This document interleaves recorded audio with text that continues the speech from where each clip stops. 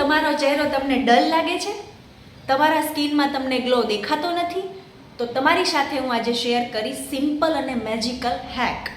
જી હા, સિમ્પલ અને magical hack ice facial therapy.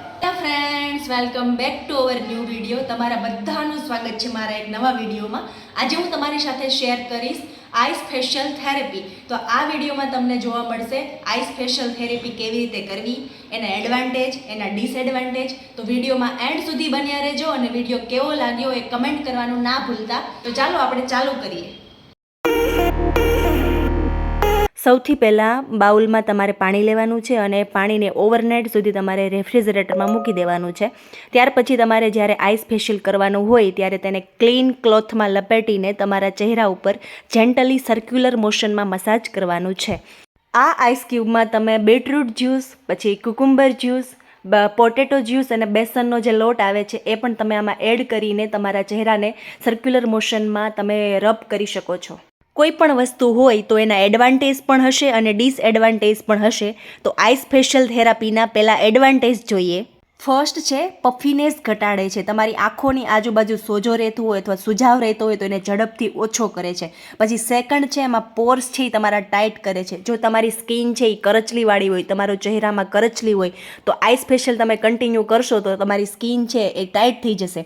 પછી તમારે થર્ડ છે એ નેચરલ ગ્લો આપે છે. આઈસ ફેશિયલ કરવાથી બ્લડ સર્ક્યુલેશન વધે છે, જેનાથી શું થશે, તમારો જે ચહેરો છે એ ઇન્સ્ટન્ટ ફ્રેશ લાગશે અને નેચરલ ગ્લો આવશે. ફોર્થ છે ઓઇલ કંટ્રોલ કરે છે. તમારું જે ફેસ છે એ તમારું ઓઇલી રહેતું હોય તો અમુક સમય પછી તમારું જે ઓઇલ છે એ કંટ્રોલ કરશે અને ફેસ તમારું છે ને એકદમ ફ્રેશ લાગવા મળશે.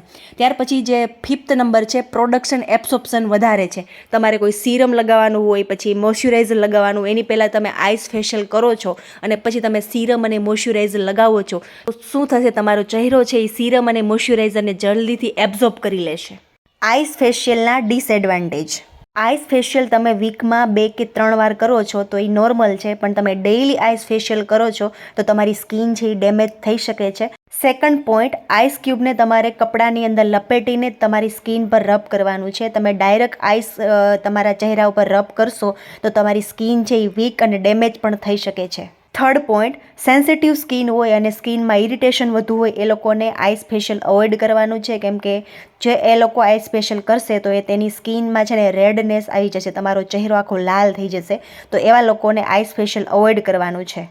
તો આ હતા આઈસ ફેશિયલ થેરાપીના એડવાન્ટેજ અને ડિસએડવાન્ટેજ. વિડીયો કેવો લાગ્યો એ કમેન્ટમાં કહેજો, જેથી મને ખ્યાલ આવે અને નવા વિડીયો બનાવવાનું મોટિવેશન મળે. જો વિડીયો સારો લાગે તો લાઇક, શેર અને સબસ્ક્રાઈબ કરવાનું ના ભૂલતા. મળીએ નવા વિડીયોમાં. ત્યાં સુધી બાય, ટેક કેર.